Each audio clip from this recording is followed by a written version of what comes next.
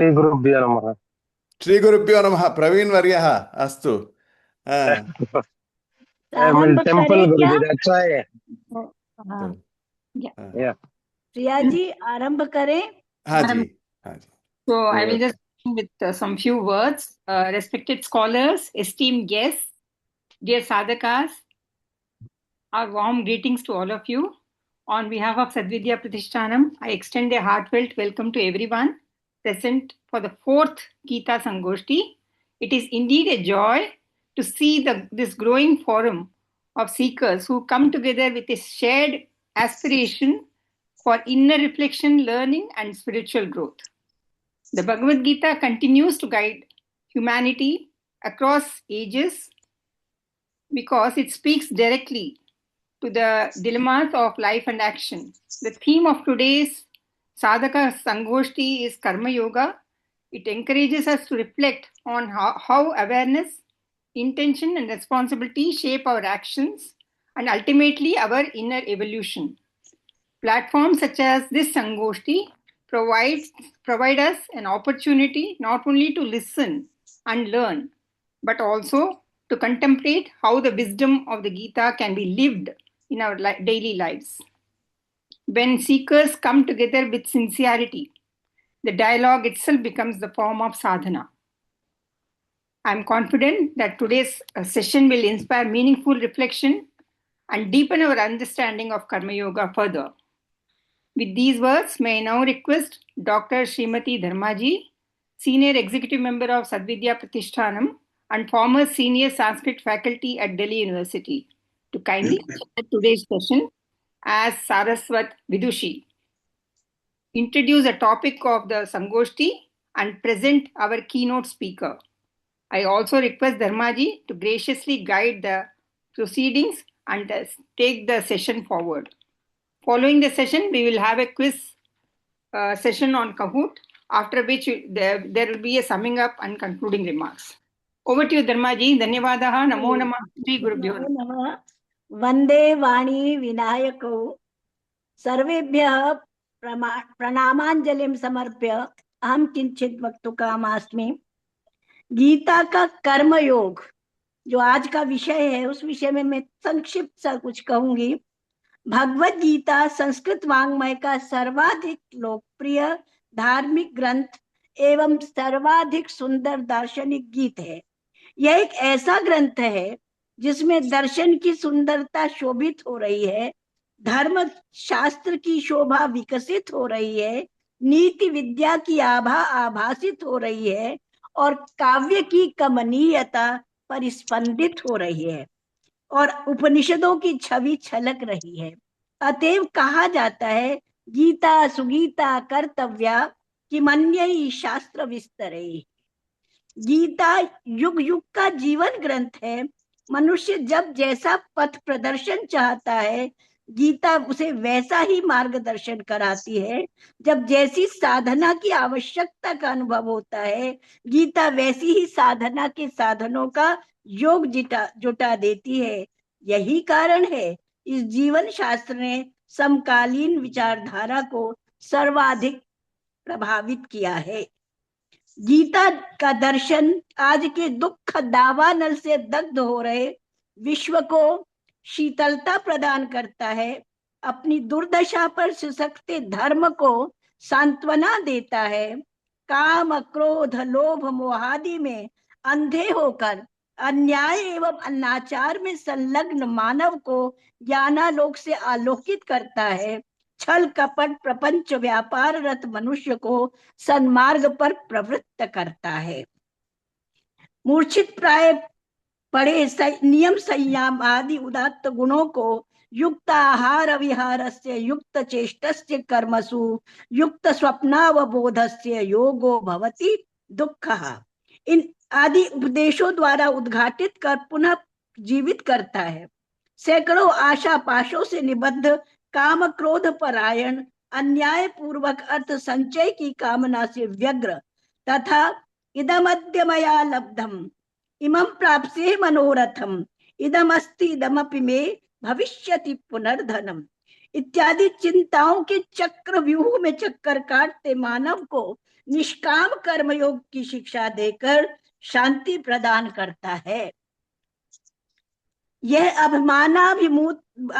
अभिमानाभिभूत मानव को कर्तृत्व विसर्जन की शिक्षा से उसके अहंकार को दूर करता है। स्वार्थपरायण मानवों को बहुजन हिताय बहुजन सुखाय कर्म करने के लिए प्रोत्साहित करता है। गीता का विशुद्ध, विलक्षण एवं परिपक्व वैज्ञानिक दर्शन मानव की अतृप्त ज्ञान पिपासा के लिए अमृत घट है। महाभारत कालीन परिवेश से विस्मयकारी समानता रखने वाले आज की समस्त समस्याओं का समाधान गीता में सुलभ है।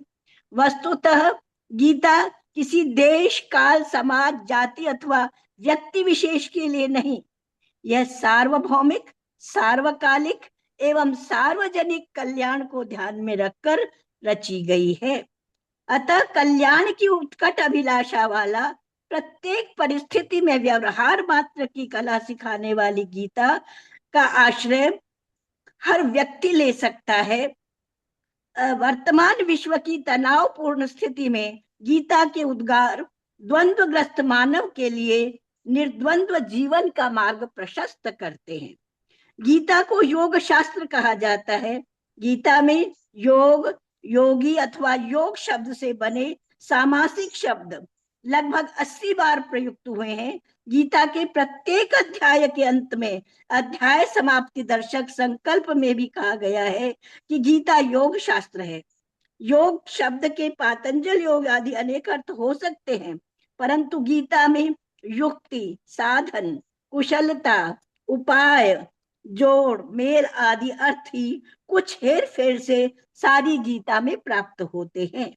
यहाँ यह स्पष्ट करना आवश्यक है कि योग शब्द से किस प्रकार की कुशलता, साधन, युक्ति अथवा उपाय को गीता में विवक्षित समझा जाए। योग शब्द की निश्चित व्याख्या उपलब्ध है।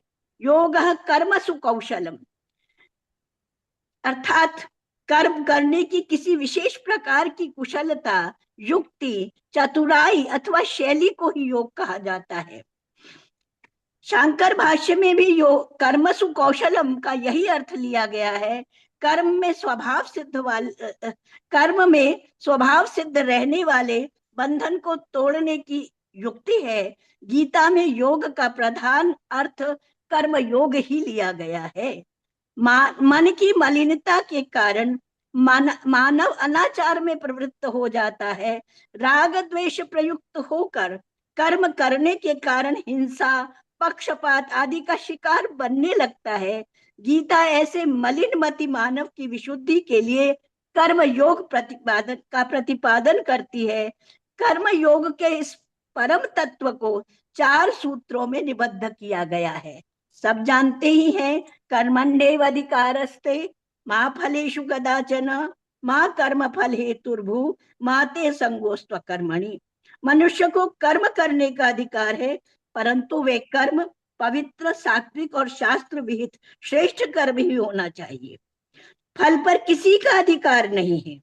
ऐष्णा त्रय की वशीभूत होकर फल की कामना से कर्म करने वाला हमेशा संकीर्ण स्वार्थों में बंधा रहता है। इन सकाम कर्मों से प्राप्त होने वाली पीड़ा से सदैव छटपटाता रहता है। इस पीड़ा से बचने के लिए गीता ने एक उपाय बताया, कर्तृत्व विसर्जन, अर्थात स्वयं को कर्ता मानने के भाव का त्याग ही एकमात्र उपाय है। वस्तुतः किसी कार्य को संपादित करने में कर्तृत्व तो अनंत समष्टियों का है, केवल किसी विशिष्ट व्यक्ति का नहीं। इस अनंत शक्ति समूह को 5 भागों में विभाजित किया जाता है। अधिष्ठान अर्थात आधार व देश और काल रूप 2 प्रकार का है। कर्ता, यह कर्ता एक इकाई नहीं, अब तो पृथ्वी आदि पंच तत्वों के द्वारा बने असंख्य अंग प्रत्यंगों से युक्त ज्ञान इंद्रियों, कर्म इंद्रियों, मन, बुद्धि, चित्त, अहंकार, जीवात्मा, इन अनंत शक्तियों का समूह है। करण उपकरण 3 और 4 इकाइयां हैं तथा क्रियाएं कर्म संपादन के लिए स्वीकृत 3 और 4 समष्टियां हैं। प्रकृति का नियमन करने वाली अदृश्य शक्ति तथा उस कर्म से प्रभावित होने वाले अनेक लोगों का भाग्य भी इस कर्म संपादन के लिए उत्तरदायी है। इसे पांचवी कारण समष्टि के रूप में विधि नाम से स्मरण किया गया है। इन अनंत कारण समष्टियों में प्रायः कर्ता समझे जाने वाले व्यक्ति का महत्व नितांत नगण्य होते हुए भी वह दुर्मति स्वयं को कर्ता समझता है। उसकी नासमझी के लिए गीता अहंकार को उत्तरदायी ठहराती है। वहां कहा गया है, अहंकार विमूढ़ आत्मा कर्ता हम इति मन्यते। इस प्रकार अकेले व्यक्ति विशेष का कर्तृत्व अभिमान मिथ्या और फल की कामना करना सर्वथा अनुचित है। इन अनंत साधनों में से एक की भी सन्नद्धता का अभाव कर्म को संपन्न नहीं होने देगा। अतः पूरे मनोयोग से कर्म तो करना चाहिए, परंतु कर्तृत्व का अभिमान कदापि नहीं करना चाहिए। उसके फल को ग्रहण करने की अनधिकार चेष्टा कभी नहीं करनी चाहिए। निष्काम कर्म के द्वारा भगवान की अर्चना से ही सांसारिक पीड़ाओं से मुक्ति पाना संभव है। स्वकर्मणा तमभ्यर्च सिद्धिम विन्दन्ति मानवः। इस कर्म में पूर्णता लाने के लिए गीता ने 3 साधन बताए हैं। योगस्थः कुरु कर्माणि संगम त्यक्त्वा सिद्ध्य सिद्ध्यो समो भूत्वा। योग में स्थित होकर आसक्ति को त्याग कर सफलता और असफलता में समान रहकर ही कर्म करने का विधान है। चित्त वृत्तियों को एकाग्र करके कर्म करने से कर्म में मधुरता, कुशलता एवं पूर्णता आ जाती है। मोह, ममता और वासना के वशीभूत होकर आसक्ति से कर्म करने वाला कर्मों में फंस जाता है। संग का त्याग ही गीता का अनासक्ति योग है, जो गीता की श्रेष्ठ साधना है। इस संग से ही एक ऐसी अनर्थ परंपरा का जन्म होता है जिसका पर्यवसान विनाश में होता है। सिद्धि असिद्धि में समान रहकर कर्म करने वाला जय पराजय, सुख दुख अथवा लाभ हानि से कभी विचलित नहीं होता। वह समत्व को प्राप्त कर लेता है। यह समत्व ही यहाँ योग नाम से अभिहित है। समत्वम योग उच्यते। योग में सुख दुख से परे नित्य आनंद का निवास होता है। कर्मयोगी के व्यवहार में कदापि विषमता नहीं आने पाती। संबुद्धि पाप पुण्य में कभी पड़ता नहीं है। अनुशासित मन वाला वशीकृत राग विमुक्त इंद्रियों द्वारा विषयों में विचरण करता हुआ मनुष्य अंतःकरण की पवित्रता को प्राप्त कर लेता है। अंतःकरण की इस विशुद्धता के कारण उसके सब संताप दूर हो जाते हैं। प्रसादे सर्व दुखानाम हानि रस्योपजायते।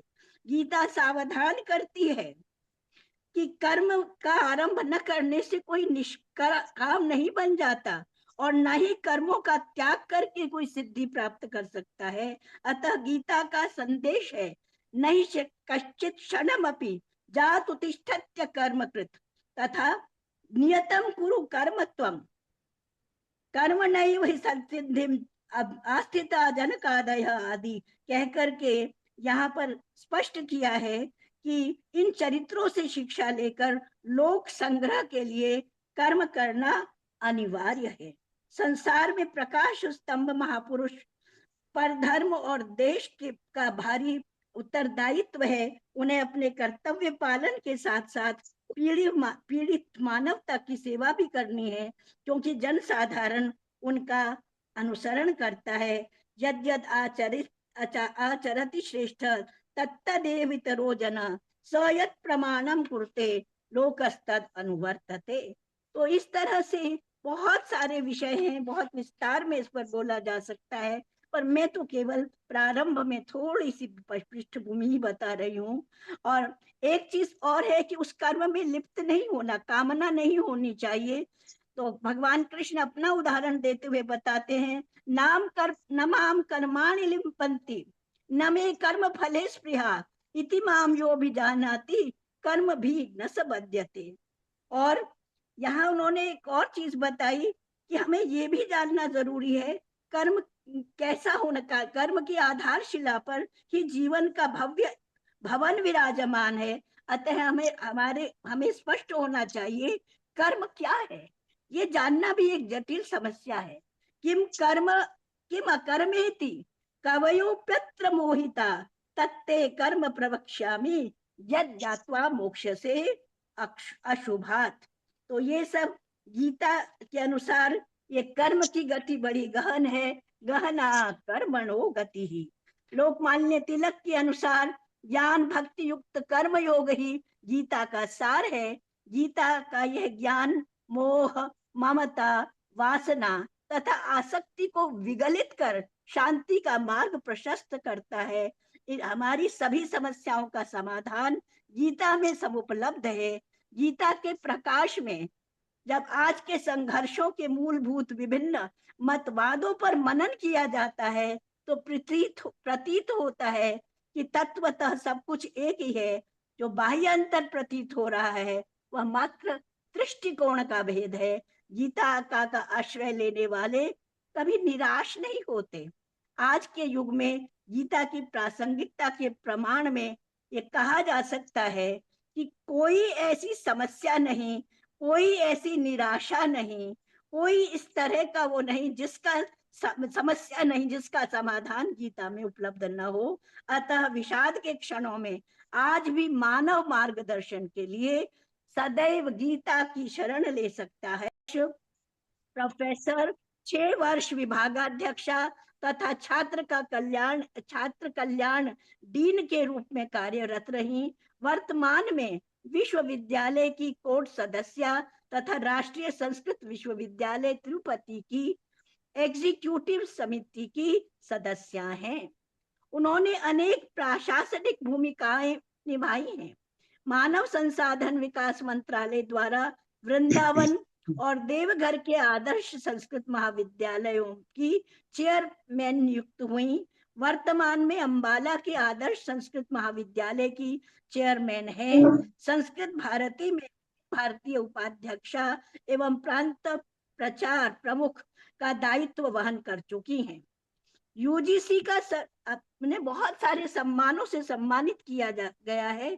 उनमें से कुछ विशिष्ट सम्मान है। यूजीसी का सर्वोच्च वेदव्यास सम्मान, हरियाणा संस्कृत अकादमी का महर्षि वाल्मीकि सम्मान तथा दिल्ली संस्कृत अकादमी का संस्कृत शिक्षक सम्मान उन्होंने प्राप्त किया है।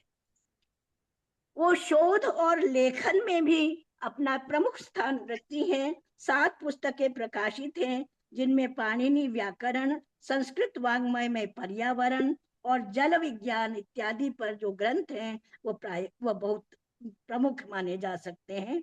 17 शोध पत्र प्रकाशित हैं और एक मेजर रिसर्च प्रोजेक्ट भी इन्होंने किया है जो यूजीसी और जेएनयू के यूजीसी के साथ किया है एक, और एक जेएनयू के साथ भी किया है। कासल प्रोजेक्ट है। और पाणिनि व्याकरण व कंप्यूटर में संस्कृत विशेषज्ञ के रूप में आपने बहुत योगदान दिया है। ये बहुत संक्षिप्त में मैंने उनके विषय में परिचय दिया। अब मैं उनसे प्रार्थना करती हूँ कि वो इस विषय पर अपने विचार हमारे सम्मुख रखकर हमें लाभान्वित करें। कमला जी, आपका स्वागत है। आप आए और अपने विचार रखें।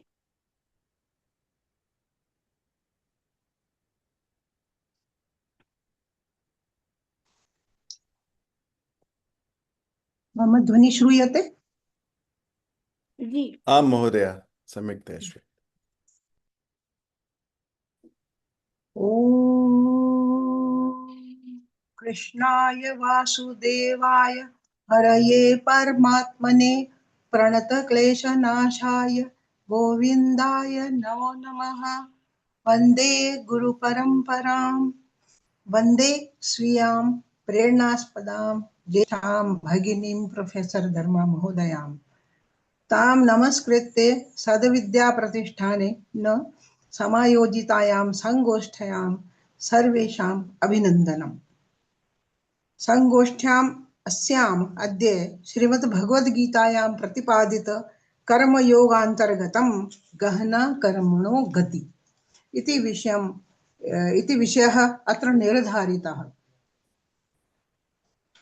मम विषयः अस्ति गीतायाः कर्मयोगः, कर्मयोगस्य किं स्वरूपं, किञ्च तस्य प्रासङ्गिकत्वं वर्तमानयुगे वर्तमानपरिप्रेक्ष्ये। परम् अहं तु कृतकृत्यः जाता। यदपि भगिन्या धर्मा महोदयया उक्तं तद् तु व्याप्तम् एव। मम व्याख्यानस्य तु किमपि आवश्यकता नास्ति। एतत् अहं तु तत्रैव अहं लीना अस्मि, तस्यां व्याख्याने एव।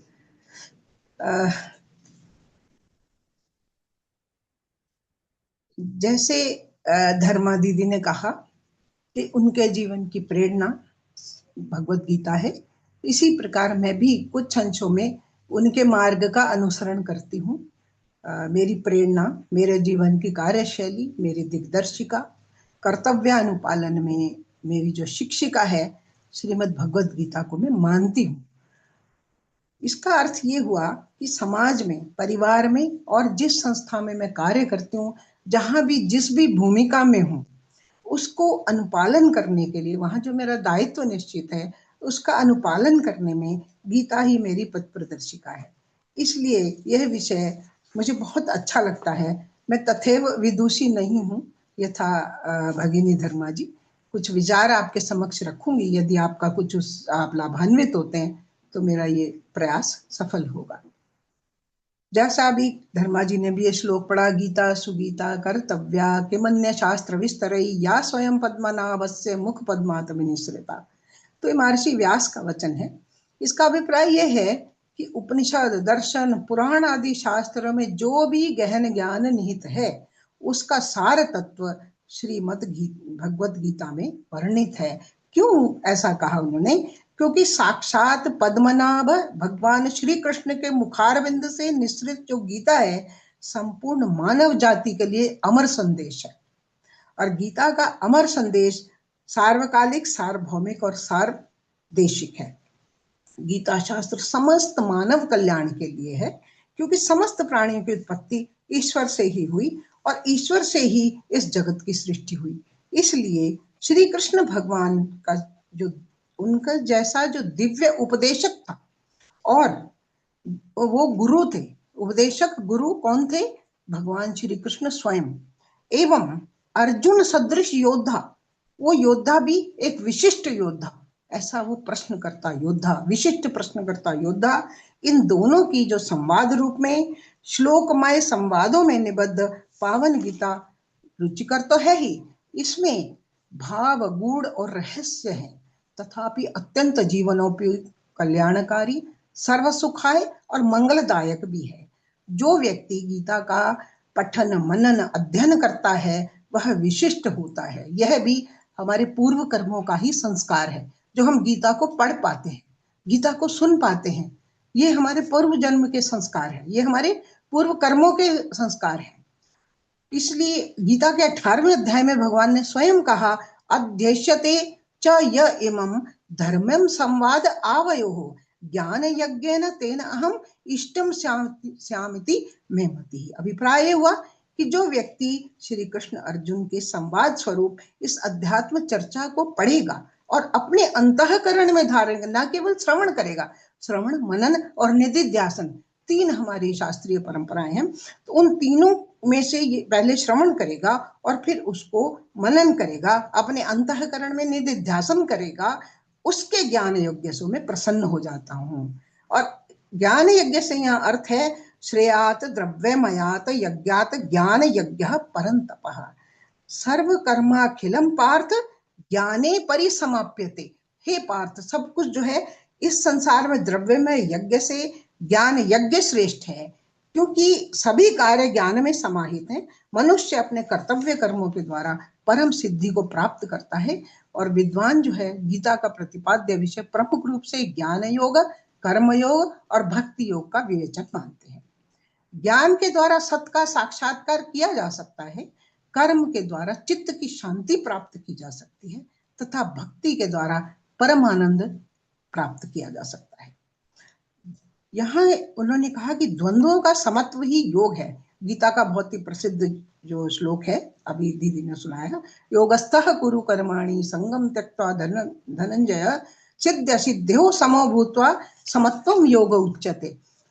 इस विषय में एक महाभारत के अनुशासन पर्व में श्री विष्णु सहस्त्र नाम स्तोत्र में योग, उन्होंने स्वयं विष्णु भगवान ने अपने आप को योग कहा। योगो योग विदाम नेता प्रधान पुरेश्वर नरसिंह पुरुष। तो भारत ज्ञान है, उसमें भारतीय संस्कृति दो प्रकार से हमारे समझाती है, एक निवृत्ति भाना और एक निष्काम कर्ममुखी, सांसारिक भोगों को छोड़कर और केवल वो मनुष्य को मार्ग अब तो वो क्या कहते हैं कि विषयों का भोग अनासक्ति रखना चाहिए। ये संदेश हमें ईशावास्योपनिषद के प्रथम मंत्र में मिलता है। ईशावास्यम इदम सर्वम यत्किंच जगत्याम जगत्तेन त्यक्तेन भुंजिता माग्रद कस्य सिद्धनम। तो इस संसार में, इस ब्रह्मांड में जो कुछ भी है वो क्या है, यत किंच जगत ईशावास्यम, ईश्वर के द्वारा, ब्रह्म के द्वारा इसको आच्छादित किया हुआ है। तो तेन त्यक्तेन, उन्होंने हमें ये प्रदान किया है, उनकी ये हमें एक विरासत है, न्यास है। इसको हमें त्यक्त भाव से, त्याग भाव से भोग करना है, किसी का धन ग्रहण नहीं करना। धन का क्या अभिप्राय है, लोभ लालच मोह मद इत्यादि को हमें छोड़ देना है।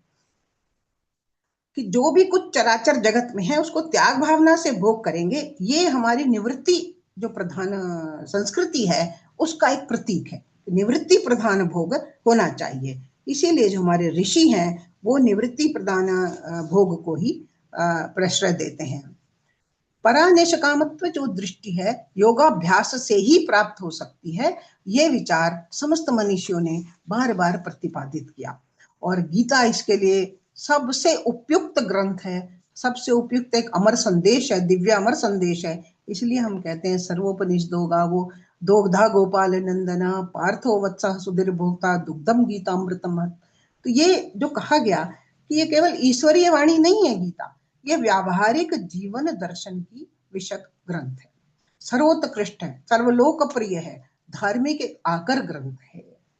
यस्य उसके जो सार्वभौमिक वैश्विक जीवन दर्शन का उपदेश है, वो उपदेश वो मार्गदर्शक होकर के हमें अपने ज्ञान आलोक के द्वारा हमारे अज्ञानांध तिमिर को दूर करते हैं, उसको अपाकरण करते हैं। तो ज्ञान कांड विषयक जो उपनिषद ग्रंथ है वो गीता के प्राण स्वरूप है। इसलिए जो गीता जो दर्शन है ये कल्पना आधारित नहीं है, अपितु विश्वास आधारित ये ग्रंथ है। मैं एक आपसे प्रश्न पूछ सकती हूँ कि आप सब लोगों को रुचि आ रही है सुनने में? जो कुछ मैं बोल रही हूँ अवश्य अवश्य समझ रहा है? हाँ, इसलिए कि ऐसा है कि हम बोल रहे हैं और आप लोग कुछ समझ ना पाए और प्रश्न भी आ रहे हैं। प्रश्न आ रहे हैं, उपयुक्त है। प्रश्न तो आना ही चाहिए, प्रश्न नहीं आएंगे तो गीता का, हमें आज तक प्रश्न बुद्धि में रहते हैं गीता को लेकर के। तो वस्तुतः ये जो ज्ञान है ये अनुभव आधारित है, ऐसा सुविज्ञ जितने भी विद्वान हैं उन्होंने निश्चित किया। तो तात्पर्य यह होगा कि गीता में जो कुछ कहा गया वो सब कुछ अनुभूत तथ्यों के आधार पर है, ना कि ऐसे ही दर्शन के उसमें या कह दिया कुछ भी, उनका मतलब मन किया और उन्होंने उपदेश दिया। ऐसी स्थिति नहीं है। वो धर्म युग था, धर्म क्षेत्र में खड़े धर्म के पालन के लिए वो उसको प्रेरित कर रहे अर्जुन को। तो ऐसी वो स्थिति थी। इसमें महर्षि व्यास कहते हैं कि जो उपनिषद सत्य व्यावहारिक जीवन दर्शन है उसको हम कहते हैं अप्लाइड फिलोसफी। इसको जो एक शब्द दिया व्यावहारिक दर्शन, व्यावहारिक जीवन दर्शन है गीता। इस रूप में हम कृष्ण अर्जुन के संवाद को उन्होंने व्याज से प्रस्तुत किया। व्याज माने बहाने से उन्होंने प्रस्तुत किया कि उन्होंने संसार को संदेश देना है धर्म पालन का, कर्तव्य पालन का, इसलिए वो उनको अर्जुन को संदेश दे रहे हैं। अब जो अभी मैं जो कह रही हूँ कि इसीलिए कहा सर्वोपनिषदो गावो, सभी जो उपनिषद है गाय हैं, गाय से दुग्ध का दोहन होता है, इसी प्रकार श्री कृष्ण ने सभी उपनिषद रूपी गायों का दोहन करके ये अमृत, दुग्ध अमृत हमारे सामने प्रस्तुत किया है। इसीलिए कहते हैं मिथ्या जो त्याग है उसकी निंदा की गई है, बहुत उसको निंदा की गई। मिथ्या त्याग नहीं करना है, त्याग करना तो वास्तविक रूप से त्याग करना है। तो भगवान कृष्ण कहते हैं तृतीय अध्याय में, कर्मेंद्रियाणि संयम में य आस्ते मनसा स्मरण इंद्रियार्थान विमूढ़ात्मा मिथ्याचारः स उच्यते। वो मिथ्याचार है। जब हम कर्मेंद्रियों को संयम कर लेते हैं और मन से उनको धारण कर लेते हैं तो वो है वास्तविक। लेकिन इंद्रियार्थान विमूढ़ात्मा मिथ्याचारः स उच्यते, कि वासनाओं का जो निराकरण है उनका उदात्तीकरण करने से ही ये संभव होगा। वासनाओं का निराकरण कैसे होगा? उनका उदात्तीकरण करने से ही संभव हो पाएगा। मात्र दमनेन तु, यदि इच्छाओं को दबाएंगे तो क्या होगा?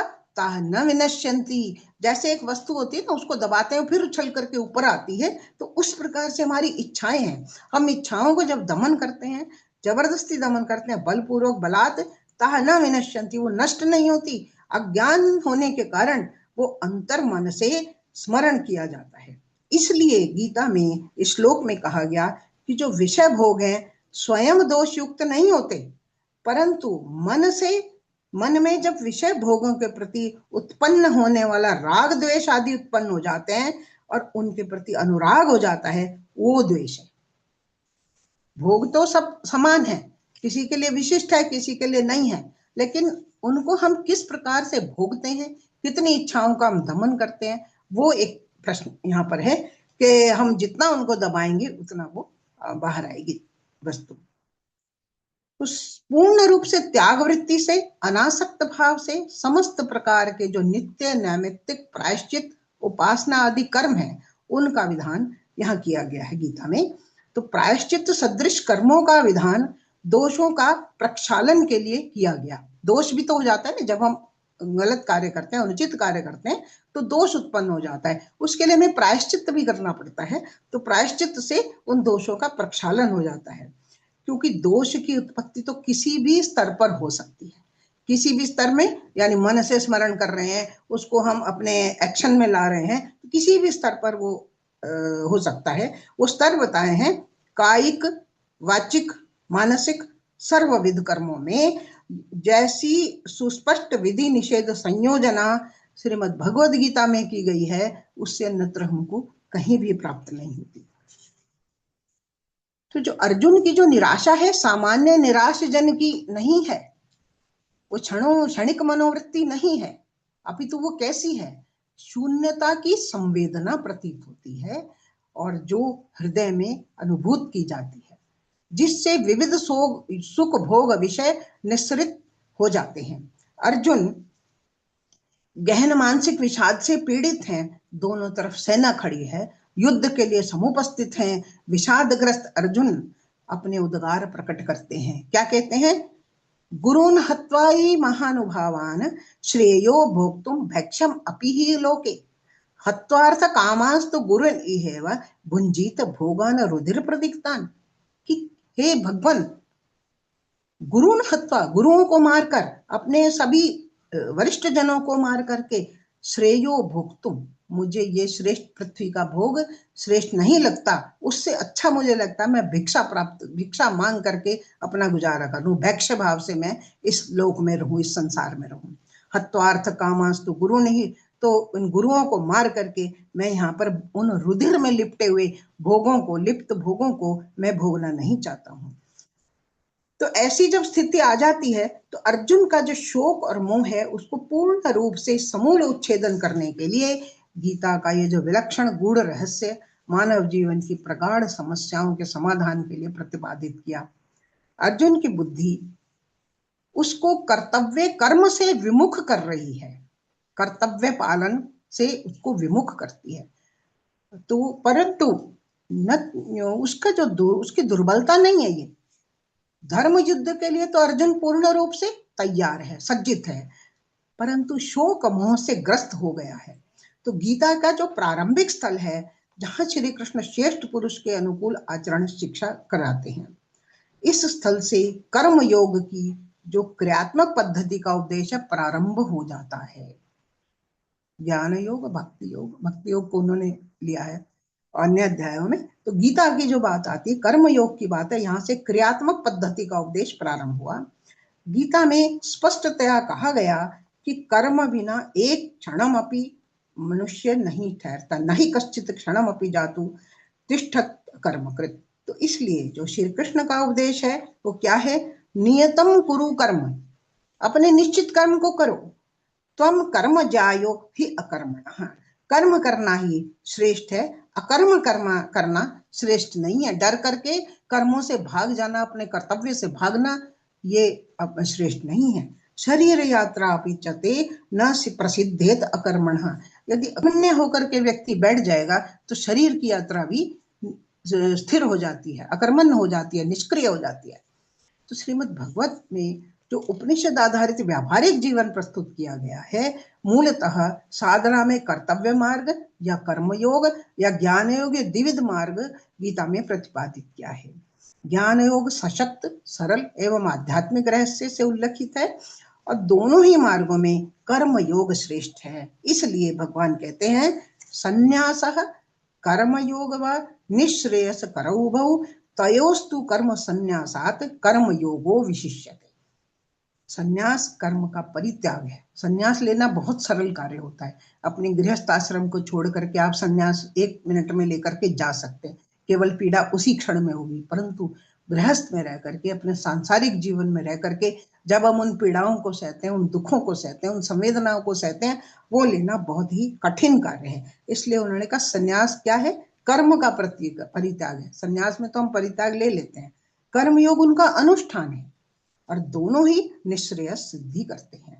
तथापि कर्म संन्यास से कर्म योग विशिष्ट है। कर्म योग ना तो केवल सरल मार्ग है, अपितु ज्ञान योग पूर्वाभ्यास रूप में वर्णित किया है। तो ज्ञान के सदृश शुद्धिकर तत्व नहीं है, वो तो स्वयं ही कर्म योग से संस्कृत होने पर मुमुक्षु, मोक्ष लेने का जो अधिकारी है, जो इच्छा रखता है, जिज्ञासु, वो समय से प्राप्त कर ही लेता है।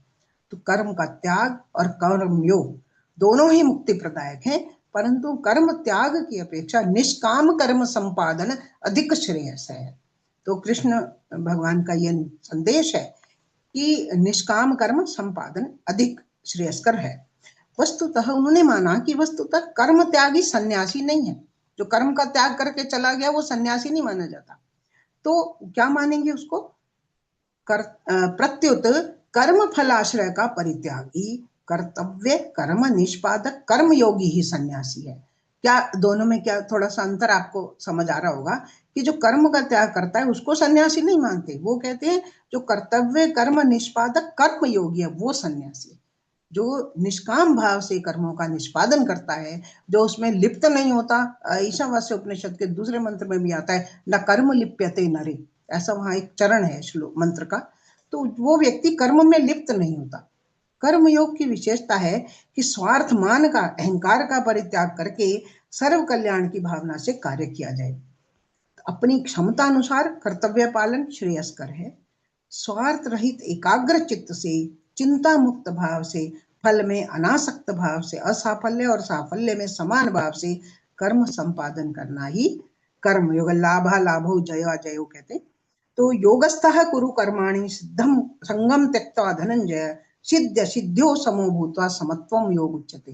जब योग, अभी धर्मा जी ने भी समझाया कि सिद्ध सिद्ध्यो, सफलता हो या असफलता हो, कर्म योग, कर्म तो कर्म में जब सफलता और असफलता, सुख दुख, लाभ हानि, जय पराजय, इनमें हमें क्या होता है कि सदृश भाव नहीं रख पाते। बहुत दुख हो जाता है, बहुत प्रसन्न हो जाते हैं, एक वस्तु मिल जाती है, एक वस्तु चली गई, बहुत दुखी हो जाते हैं। तो वो इसको वो कहते हैं यदि हम समान स्थिति में हो जाएंगे तो हम उसको ही समत्व, बैलेंस करना ही योग कहा गया है। एक छोटा सा उदाहरण है कि जैसे बालक है, यदि परीक्षा देता है, परीक्षा में कुछ अंक अधिक आ गए तो वो बहुत अधिक प्रसन्न हो जाता है। बहुत कम हो गया, फेल हो गया, एक बार अनुत्तीर्ण हो गया, बहुत अधिक विषादग्रस्त हो जाता है। एक छोटा उदाहरण। अब आसक्ति के परित्याग से, निरासक्त भाव से आत्मशुद्धि के लिए और भगवत अनुभूति के लिए कर्मों का संपादन ही कर्मों में कुशलता है। आदि भौतिक जगत में बंधन का मुख्य कारण कर्म नहीं है, फलासक्ति है, फल है।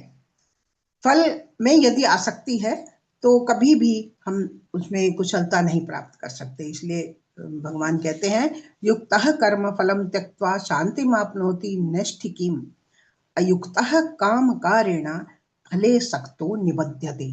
तो बंधन किसका होता है? कर्म करने वाले का नहीं होता। जो कर्म फल को त्याग कर देता उसको नैष्ठिकी शांति, परम शांति प्राप्त होती है। और जो व्यक्ति काम के फल में, कर्म के फल में, इच्छाओं में डूबा रहता है, अयुक्त, उसमें वो सफल नहीं हो पाता, तो फले सक्तो निबध्यते, जो फल में आसक्त है उसमें वो निबंधन और अधिक बढ़ जाता है। कर्मों की उत्पत्ति के पश्चात अवसान निश्चित होता है, परंतु बंध हेतु, कर्म बंध हेतु वहां जो स्थित आसक्ति और द्वेष ही रह जाता है। यस्य न अहंकृतो भावो बुद्धिर यस्य न लिप्यते हत्वा अपि स इमान लोकान न हंति न निबध्यते। तो कर्म फल त्याग में तब इन्होंने कहा कि जिसका अहंकार, यस्य न अहंकृतो भाव बुद्धिर यस्य न लिप्यते, जिसकी बुद्धि कर्म में लिप्त नहीं है, वो इस लोक में ना तो हनन होता है उसका, ना उसका बंधन होता है। इसलिए जो कर्म फल त्याग में तप, ज्ञान, कर्म और अभ्यास, ध्यान आदि को श्रेष्ठ कहा है। श्री कृष्ण कहते हैं कि एक श्लोक आता है, श्रेयो ही ज्ञानम अभ्यासात ज्ञानात ध्यानम विशिष्यते ध्यानात कर्म फल त्यागस त्यागात शांतिर अनंतरम। ज्ञान और अभ्यास की तुलना में ज्ञान का अर्थ शास्त्र ज्ञान है, विवेक अथवा तत्व ज्ञान यहाँ अर्थ नहीं है। अब ज्ञान और अभ्यास की तुलना की जो बात कर रहे हैं, उस ज्ञान में ना अभ्यास है, ना ध्यान है, ना फल त्याग है। और जो अभ्यास भी केवल ऐसे अभ्यास का वाचक है जिसमें ना ज्ञान है, ना ध्यान है और ना फल त्याग है। इसीलिए उन्होंने कहा ध्यान और ज्ञान की तुलना में ज्ञान उस ध्यान वाचक है जिसमें ज्ञान और फल त्याग नहीं है। और ये ज्ञान और कर्म त्याग नहीं है, ज्ञान तो केवल शास्त्र का वाचक है और ना अभ्यास है, ना ध्यान है, ना फल है। इसीलिए कहा ज्ञान से ध्यान श्रेष्ठ है। ध्यान से मन की चंचलता का नाश हो जाता है। चंचलम ही मनः कृष्ण प्रमाति, कितनी इंद्रियां उन्होंने कहा, बहुत चंचल है हमारा मन, एक क्षण में कहीं से कहीं हो जाता है। तो इस प्रकार मन की, यदि ध्यान करने वाला व्यक्ति के मन की एकाग्रता हो जाती है तो ज्ञान प्राप्ति बहुत सुगमता से होती है। शास्त्र ज्ञान वाले मन की चंचलता के कारण उसको ध्यान लगाने में बहुत परिश्रम करना पड़ता है। और भगवान कृष्ण ने ध्यान योग, अभ्यास योग, कर्म और कर्म फल त्याग, ये 4 साधन उन्होंने बताए हैं। तो इन 4 साधनों में भी पहले 3 साधनों में भगवत प्राप्ति रूप फल की बात भी साथ साथ कही, और जहां कर्म फल त्याग करने की आज्ञा दी वहां उसका फल भगवत प्राप्ति नहीं बताया। कर्म फल त्याग से भगवत प्राप्ति की बात उन्होंने नहीं कही। तो इसलिए कहा कि कर्म फल त्याग जो रूप है, इस साधन से हम आगे की ओर जाते हैं, परम शांति की ओर जाते हैं, ध्यान की ओर जाते हैं, अभ्यास की ओर जाते हैं। तो ध्यान योग, अभ्यास योग, भगवद अर्थ कर्म, भगवत को अर्पण करके कर्म करना।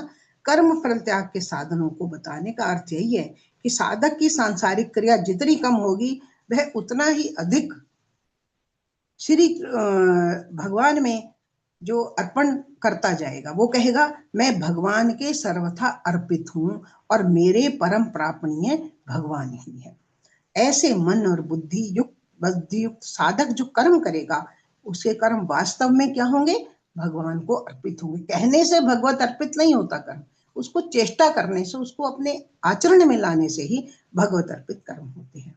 इसीलिए श्री कृष्ण कहते हैं कि सभी कार्य भगवत अर्पित भावना से करें। इनको हमने जो 4 उसमें बांटा श्री कृष्ण ने कि समर्पण योग, अभ्यास योग, भगवत कर्म अनुष्ठान और सर्व कर्म फल त्याग, ये 4 साधन श्री कृष्ण ने बताए हैं। और इन्हीं 4 में उन्होंने पूरा जो कर्मों का कर्म योग है वो समझाया। समर्पण, अभ्यास, भगवत कर्मानुष्ठान, सर्व कर्म फल त्याग, ये 4 बातें उन्होंने कही। और इन 4 बातों में हम देख रहे हैं, मदर्पण कर्म तो स्पष्ट है कि ईश्वर को हम अर्पण करके कर्म करते हैं। मदर्थ कर्म किसके लिए आ गया? भगवत सेवा रूपी जो कर्म है, भगवान की प्राप्ति के लिए जो कार्य करना है। एक तो जो कर्म कर रहे हैं भगवान को अर्पण कर दिया, और हम कुछ कर्म ईश्वर के लिए, भगवान प्राप्ति के लिए जो करते हैं वो कर्म हो गए। और इसके बाद जो है मत कर्म से उन कर्मों का संकेत किया जो स्वयं भगवान के परायण होकर मात्र भगवान के लिए किए जाते हैं। स्वभावस्तु प्रवर्तते, और इस विषय में उन्होंने कहा कि प्रकृति ही सब कार्य करती है। तो जैसे भक्ति योगी अपनी सभी क्रियाओं को भगवान के अर्पण करके कर्म बंधन से मुक्त हो जाता है, वैसे ही ज्ञान योगी क्रियाओं को प्रकृति से होती हुई समझता है और अपने को उनसे सर्वथा निर्लिप्त कर लेता है। ऐसी ये स्थिति है। और अभी जो एक हेतु और है जो इन्होंने बताया, कर्ता भी है। ज्ञान योगी अपने को सर्वथा असंग और निर्लेप मान लेता है और उन क्रियाओं का कर्ता नहीं मानता। तो उस स्थिति में क्रियाओं के पांचों हेतु स्वभावजन्य या प्रकृतिजन्य मान लिए गए हैं। कर्म योगी भी उन्होंने कहा दो प्रकार के होते हैं। अब ये पांचों जो ये प्रकार अभी बताए कर्म होते हैं, तो इसमें ज्ञान योगी जो है प्रकृति को कर्ता मानता है। ये करने वाला कौन है? ईश्वर है, प्रकृति है जो मुझसे कार्य करवा रहा है, और स्वयं कर्मों से सर्वथा निर्लिप्त रहता है। उसका भाव जो है निर्लिप्ति में चला जाता है। कर्म योगी भी उन्होंने कहा दो प्रकार के हैं, भक्ति प्रधान कर्म योगी और कर्म प्रधान कर्म योगी। भक्ति प्रधान कर्म योगी और कर्म प्रधान कर्म योगी, दो प्रकार के योगी बताए। तो भक्ति प्रधान कर्म योगी जो होता है वो कर्तापन बनकर ईश्वर लीन हो जाता है। केवल वो अपने को पुतली मात्र ही समझता है कि ईश्वर का निर्देश, उससे मैं सब कार्य निष्पादन कर रहा हूँ। कर्म प्रधान जो कर्म योगी है, पदार्थ, शरीर, इंद्रिय, मन, बुद्धि इत्यादि से वो अहम को भी सेवा में लगा देता है। वहां अहंकार का भी समर्पण हो जाता है, और तब जो वो तत्व है वो तत्व बोध होता है उसको, कर्मयोगी को। ऐसी स्थिति में ये जो तीन सभी सिद्धियों से जो मार्ग प्राप्त, सिद्धियों सब मार्गों से जो सिद्धि प्राप्त हो रही है, उसमें कर्मों से किंचित मात्र भी संबंध नहीं रहता, और ना तो फलेच्छा रहती है, ना कर्तृत्व अभिमान रहता है, ना पदार्थ, शरीर, मन, बुद्धि और इंद्रियों में ममत्व भी नहीं रहता, वो भी समाप्त हो जाता है। तो वह कर्मों को अपने नहीं मानता, कर्मों में भी उसकी ममता नहीं रहती। इस प्रकार जो कर्मों से सर्वथा मुक्त हो जाता है वही वास्तविक समर्पण है। सिद्ध पुरुषों की क्रियाओं का स्वतः ही समर्पण होता है, और साधक पूर्ण समर्पण का उद्देश्य रखकर वैसे ही कर्म करने की चेष्टा करता है। तो इस साधक को अलग से उन्होंने कहा अभ्यास ज्ञान अध्याय की ध्यान की आवश्यकता नहीं होती उस साधक को जो स्वयं ही इस सिद्धि तक को प्राप्त कर चुका है, इस स्थिति तक जो पहुंच चुका है, उसको इन सब की ज्ञान अभ्यास की भी आवश्यकता नहीं रहती है, ध्यान की भी आवश्यकता नहीं रहती। इसलिए जो है ये जो चार साधन उन्होंने बताए, इनमें से कुछ तो त्याग के द्वारा ही अमृत तत्व को प्राप्त कर लेते हैं, और जो भगवदर्थ कर्म है वह भगवदर्थ कर्म से भी ये ध्यान का जो फल है उसकी कोई लौकिक कामना नहीं रहती है। अभ्यास योग में जितने अंश में साधक का मन लगता है उतने अंश में उसका ध्यान हो रहा है, वो अभ्यास तो कर ही रहा है। तो अभ्यास यदि भगवान के लिए करता है तो वो भगवत अर्थ है, और यदि नाशवान फल की कामना तो वहां है ही नहीं। तो तीसरी जो बात आती है भगवत अर्थ कर्म करना है, वहां क्या ध्येय है? परमात्मा की प्राप्ति। हमारा मन लगता है यहाँ पर, और इस रूप में ध्यान हो ही रहा है। कर्म करना तो हमारा अभ्यास बनता है, लेकिन वो कहाँ जाएगा? भगवत प्रीति अर्थ में, भगवत अर्पण अर्थ में वो भी कर्म चला जाएगा। तो नाशवान पदार्थों की कामना उसमें भी है ही नहीं। भगवत अर्थ कर्म करने में भी फल का त्याग है, यद्यपि वे भगवान के लिए, और सर्व कर्म फल त्याग में भी फल का त्याग है। इसीलिए उन्होंने माना कि जितने भी जो क्रियमाण कर्म है, संचित क्रियमाण प्रारब्ध, ये कर्म बताए हैं। संचित जो हमने जो पिछले जन्मों में हम कहते हैं हमने संचित किए, पूर्व जन्म में किए, उससे पूर्व में किए, वहां हम जो अच्छे काम किए तो पुण्य मिलेगा, और आपको यदि आपने गलत काम किया है, बुरा किया है, तो संचित जो कार्य है उनका हमें अगले अगले जन्मों में फल भोगना पड़ता है। संचित और क्रियमाण जो कार्य किए जा रहे हैं, प्रारब्ध जो हमारा भाग्य इस जन्म में है उसका भी हम भोगते हैं, उन कर्मों का फल भी। तो इस प्रकार जो सर्वविध कर्मों के निष्पादन से कर्मफल चक्र से क्या होता है, पुनर्जन्म मृत्यु कर्म में प्रवृत्ति रहती होती है, क्योंकि जब हमारे फल तो हमें जागना पड़ता है, पेन लेना आता है। समान में हम निष्काम भाव पूर्वक कृत कर्म के प्रभाव से कर्म करते हैं तो संचित कर्म क्षीण हो जाते हैं। भगवान कृष्ण ने माना कि दृष्ट अदृष्ट प्राप्त और अप्राप्त, दृष्ट अदृष्ट प्राप्त और अप्राप्त ये 4 प्रकार के भेद हैं। ये कर्म फल के बताए हैं। जब हम कर्म करते हैं कर्मों के फल मिलते हैं, 4 प्रकार से कर्म फल मिलता है। इनमें से जो प्रथम 2 है दृष्ट और अदृष्ट, ये 2 क्रियमाण कर्म के अधीन है। यानी जो कर्म हम अभी कर रहे हैं ये उनके अधीन है। आपने भी सुना होगा कुछ तो फल मिल जाता है, जो उत्कट पाप और उत्कट पुण्य एकदम शीघ्र फल देता है, वो हमें दीर्घ काल में दे हैं। तो और कुछ का तो मिलता ही नहीं, कुछ का प्राप्त होता है, कुछ अप्राप्य हो जाता है कर्म फल। तो ये जो इनमें से 2 क्रियमाण में, अन्य 2 प्रारब्ध कर्म के अधीन है, भाग्य के अधीन है। क्रियमाण कर्माधीन जो है विषय मैंने अभी कहा, और भगवद्गीता का योग के साथ रूप 4 बातों का त्याग उन्होंने बहुत अभीष्ट है। पहला आया स्वार्थ भावों का त्याग, गिविंग अप सेल्फिश डिजायर्स। जो स्वार्थ भाव हमारे मन में उगते हैं, डिजायर आते हैं, बार बार उनकी इच्छा होती है, उनका हमें त्याग करें। दूसरी बात आसक्ति त्याग, गिविंग अप अटैचमेंट, हमें उसको छोड़ना है। कर्मफल आसक्ति त्याग, giving up attachment to the fruit of work. 3 बातें हुई ना, स्वार्थ का त्याग, आसक्ति का त्याग, कर्मफल आसक्ति का त्याग, और चौथी बात कर्मफल का त्याग। 2 अलग अलग कह दिया, कर्मफल है, कर्मफल का त्याग भी बताया और कर्मफल आसक्ति का त्याग भी बताया। तो स्वार्थ भाव के बिना फलासक्ति भी नहीं होती, इसीलिए कहा योगस्थ कुरु कर्माणि संगम त्यक्त्वा धनंजय। तो स्वार्थ को त्याग कर, कर्म फलासक्ति को छोड़कर नियत कर्मानुष्ठान जिसके द्वारा विहित होता है उसका त्याग सात्विक कहा जाता है। उसके लिए भी एक श्लोक आया है, कार्यमित्येव नियते क्रियते अर्जुन संगम त्यक्त्वा फलम चैव सह त्याग सात्विका। वो त्याग सात्विक है। तो कर्मयोग का तात्पर्य केवल संग त्याग है, न कि कर्म त्याग अथवा कर्म संन्यास। मुख्यतः काम्य कर्म परित्याग भगवान के द्वारा निरूपित किया गया है। काम्यानाम कर्मणाम न्यासम संन्यासम कवयो विदुः सर्व कर्म फल त्यागम प्राहुस्त्यागम विचक्षणा। विचक्षणा माने जो बुद्धिमान है, जो विद्वान है, वो सर्व कर्म फल के त्याग को ही त्याग मानते हैं, और अहम भाव को तो पहले ही उसमें से अपाकृत करना है। वस्तुतः जो कर्म फल त्यागी है वही योगी है, उसी को उसने योगी माना श्री कृष्ण ने। नहीं देह व्रताम शक्यम त्यक्तुम कर्माणि अशेषतः यस्तु कर्म फल त्यागी स त्यागी त्यभिधेयत। स्पष्ट शब्दों में कह दिया कि कौन त्यागी है। संसार को त्याग करने वाला, संन्यास लेने वाला त्यागी नहीं है। जो यहाँ संसार में रहते हुए कर्म करता है, अपने कर्तव्य का पालन करता है, वो और फल का त्याग करता है, वो त्यागी है। तो निष्काम भावना से समाचरित जो यज्ञ दान तप आदि ये 3 कार्य उन्होंने माने। एक क्षण में आपसे क्षमा मांगते हुए, यदि समय हो रहा हो तो मुझे बता दीजिएगा, तो मैं इसको फिर समाप्त कर लूंगी। ठीक है, कृपया बता दें। हाँ जी, हाँ जी, हाँ जी, समाप्त करें। हाँ हाँ समाप्त करेंगे। अच्छा करते हैं, बस 2 मिनट में करते हैं समाप्त।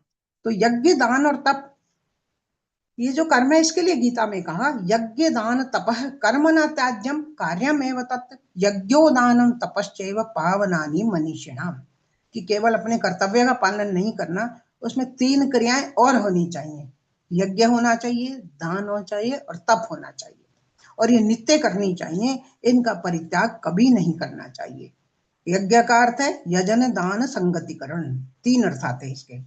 आहुति समर्पित करना, सब कुछ होते हुए भी इच्छा शक्ति का त्याग करना, अपना संबंध उस विराट सत्ता से जोड़ना जो विश्व का संचालन करता है। इससे योगी अपने को परमात्मा के अखंड परिवार का सदस्य स्वीकार करता है, प्राणियों के साथ बंधुत्व स्थापित करता है तथा संकुचित अस्तित्व से हटकर विराट सत्ता में स्वयं को समर्पित करता है। तो जो पूरा सार रूप में जो हमारा श्लोक आता है, यज्ञ दान और तप के परिप्रेक्ष्य में ही कर्म योग का सार रूप गीता में जो बहुत ही प्रसिद्ध श्लोक है। आप सोच रहे होंगे मैडम ने सब बोल दिया, लेकिन असली श्लोक पर मैडम गई नहीं है। तो सार रूप जो है कर्म का वो है कर्मण्येव अधिकारस्ते मा फलेषु कदाचन मा कर्म फल हेतुर्भूर्माते संगोस्तु कर्मणि। तो सबसे पहले तो कर्मासक्ति निषिद्ध है, कर्मानुष्ठान मनुष्य का अधिकार है, कर्मासक्ति त्याज्य है। दूसरे चरण में कहते हैं श्लोक के मा फलेषु कदाचन। द्वितीय चरण में उन्होंने कहा फलासक्ति निषिद्ध है, कर्म फल हेतु आसक्ति भी परित्याज्य है। मन बुद्धि इंद्रिय कृत जो शास्त्र विहित कर्मों में तत्फलों में ममता वासना स्पृहा आशा कामना कर्मफल हेतु है, कर्मफल का कारण है। यह हेतु भी अनासक्त भाव से त्याज्य है, इसको भी हमें छोड़ना है। पूर्वकृत पाप भी अनासक्त कर्म प्रभाव से नष्ट हो जाते हैं। इस विषय में श्री कृष्ण कहते हैं कर्मजम बुद्धि युक्ता ही फलम त्यक्त्वा मनीषिणः जन्म बंध विनिर्मुक्ता पदम गच्छन्ति अनामयम। तो उस अनामय पद को, उस नित्य पद को कौन प्राप्त करता है? जो पाप कर्म नष्ट होने से उन्हें परम पद की प्राप्ति होती है। तो इसलिए अंततः उन्होंने कहा अकर्मणि संगः मा अस्तु, कि ये ना हो कि भगवान कहते हैं कि कार्य का फल तो मिलना ही नहीं है ना, उसकी तो आप बात ही छोड़ दो, उसके बारे में आप ध्यान ही मत करो। तो हम कर्म क्यों करें जब कर्म फल तो मिलना ही नहीं है, या मिलेगा तो स्वयं मिल जाएगा, हमने उसमें आसक्ति नहीं करनी। चोरी करेंगे किसी के घर में तो हमको जेल जाना ही पड़ेगा ना। यदि ईश्वर की भक्ति करेंगे तो हमको पुण्य का फल अपने आप ही मिल जाएगा, और फल में आसक्ति हमने करनी नहीं है, तो हम कर्म ही क्यों करें? जब हमें कुछ मिलना है अपने आप मिल जाएगा, नहीं मिलेगा नहीं मिलेगा। तो इसलिए उन्होंने विशेष कहा अकर्म में आसक्ति भी निषिद्ध है। यदि शास्त्र विहित निषिद्ध कर्मों का आचरण करोगे, कर्माधिकार का दुरुपयोग करोगे, तो प्रवृत्ति परिस्थिति के अनुसार आवश्यक कर्तव्यों का अनुपालन भी नहीं कर पाओगे। क्योंकि धर्म का क्या अर्थ है? धर्म का अर्थ है कर्तव्यानुपालम, धारणात धर्मत्याहु। ये हमारा धर्म शास्त्र कहता है कि धारणात धर्म, जो कुछ हमारे लिए धारण करने योग्य, जो ब्राह्मण के लिए, जो क्षत्रिय के लिए, जो वैश्य के लिए, या जिसका जो कर्तव्य है, निश्चित कर्तव्य है, वही धर्म पालन है। जो हमारा अभ्युदय करता है, जो हमारे को कल्याण देता है, निश्रेयस करता है, वो धर्म है। तो यदि हम उसी से विमुक्त हो जाएंगे तो अपने लिए निर्धारित कर्तव्यों का अनुपालन भी हम नहीं कर पाएंगे। यहाँ भी दो बात उन्होंने बताई कि मोह पूर्वक त्याग कैसा होता है, ये तामस त्याग होता है, तामस प्रवृत्तियों से त्याग हो जाता है। और शारीरिक क्लेश भय से जो त्याग करते हैं वो राजस त्याग माना जाता है। दोनों प्रकार के जो ये त्याग हैं, इनसे भी विहित कर्मानुष्ठान जरूरी है, इसलिए आसक्ति नहीं होनी चाहिए, अन्यथा कर्म फल से जन्म मृत्यु चक्र में पुनरागमन होगा ही। परंतु अकर्मण्यता भी गीता में जो है अभिष्ट नहीं है। कोई भी मनुष्य क्षण मात्र भी अकर्मण्य नहीं रहता, और मानसिक वाचिक कायिक कर्म तो प्रतिक्षण प्रवृत्त होते रहते हैं।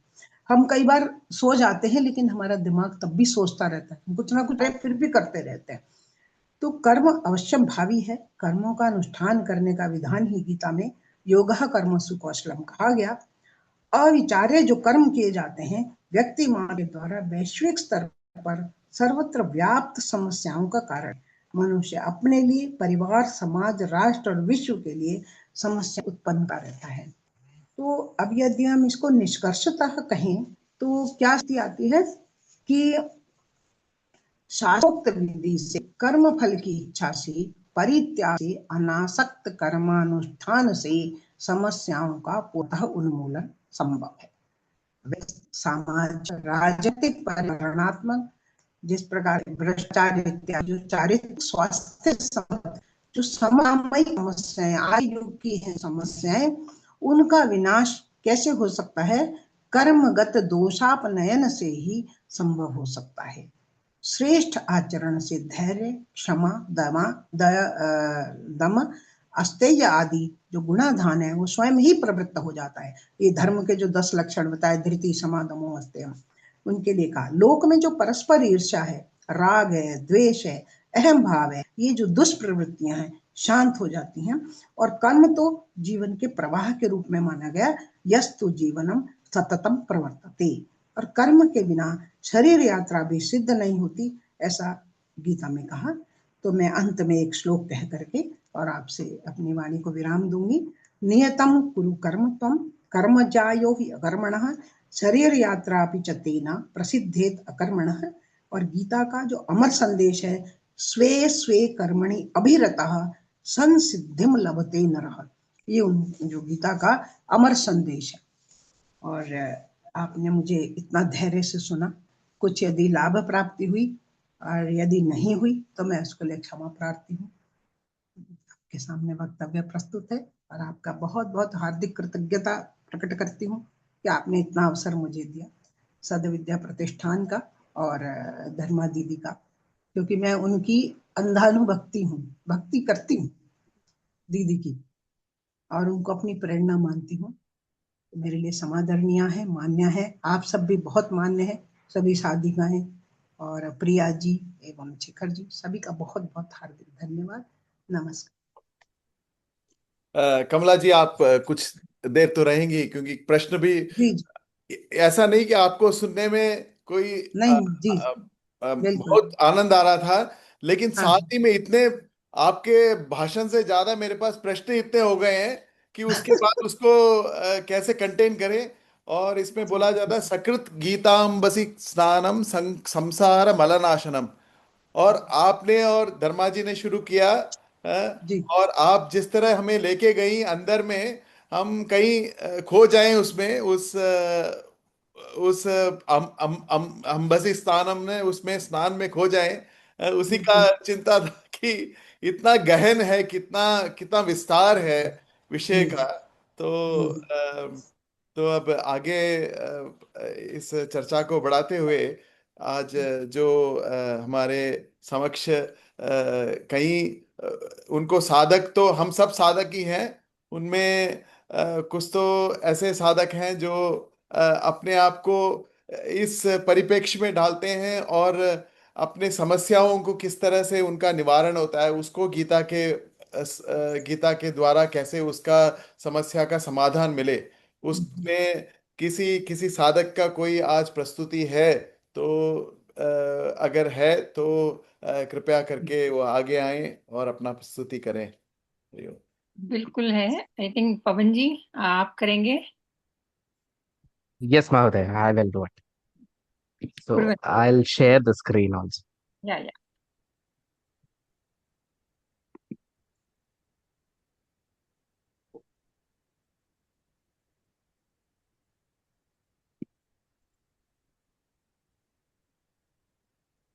Just a minute.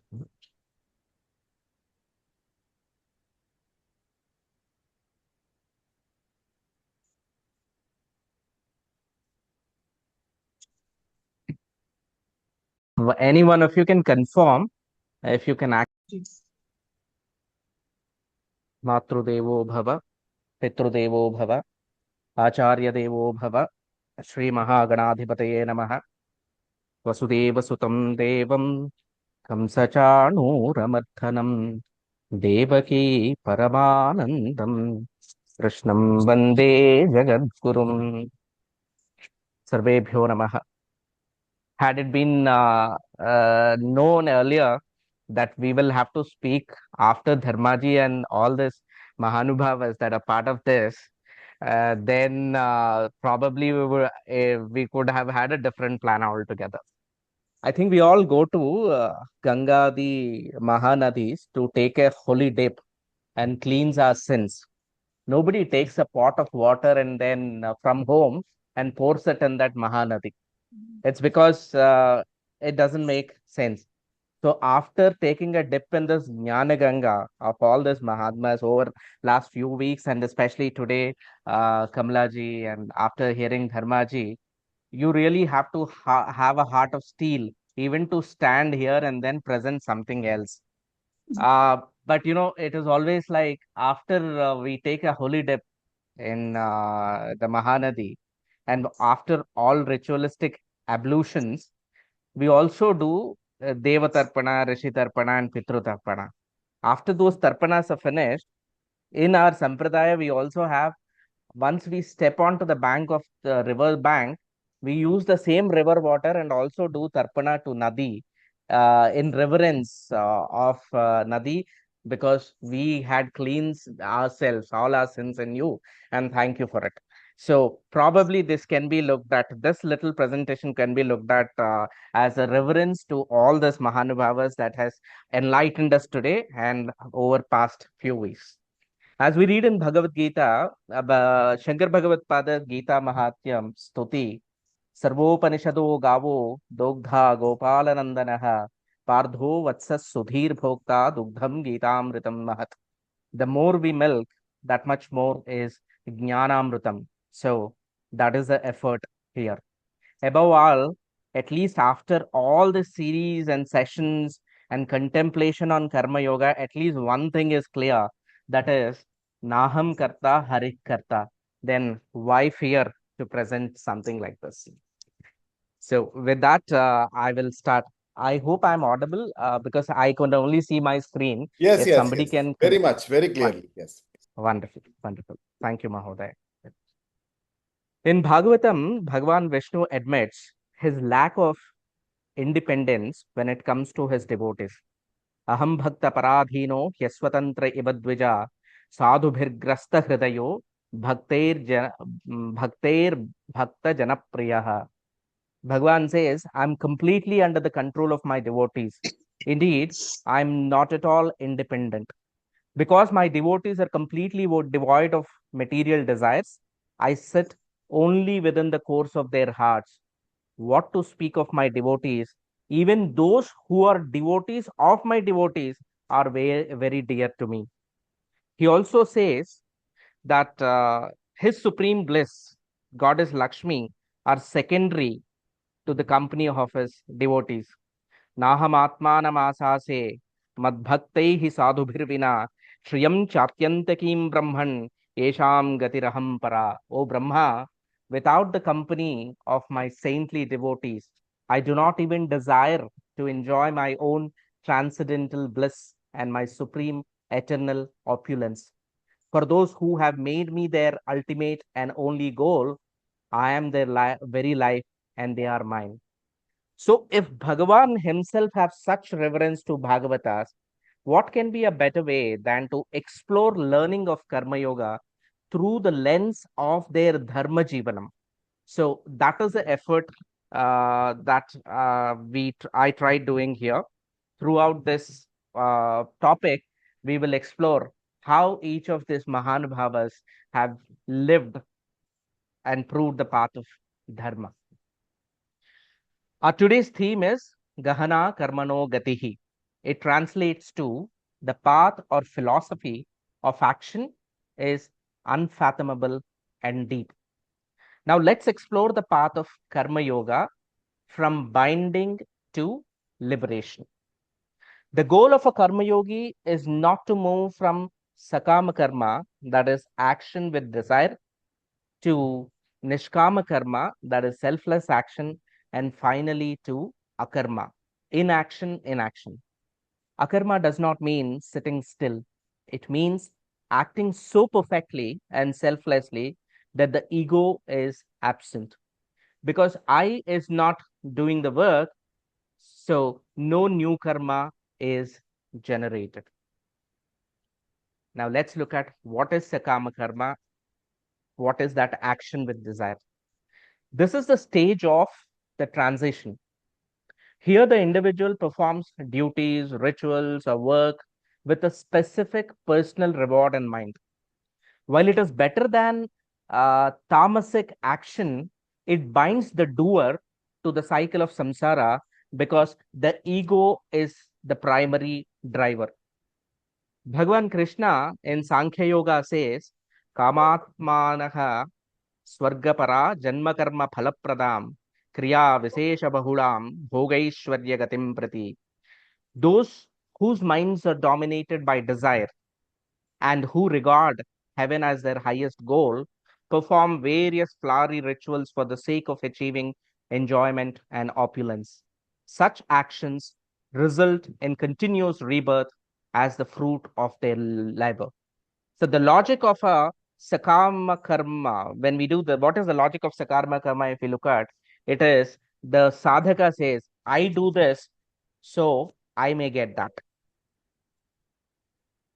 Now let's look at the story of King Nahusha and the trap of Sakama Karma. How can Sakama Karma throw all of us in a trap? Nahusha was a virtuous king on earth who performed 100 Ashwamedha Yajnas. Because of the merit of these actions, he was invited to take the throne of Indra while the original Indra was in hiding.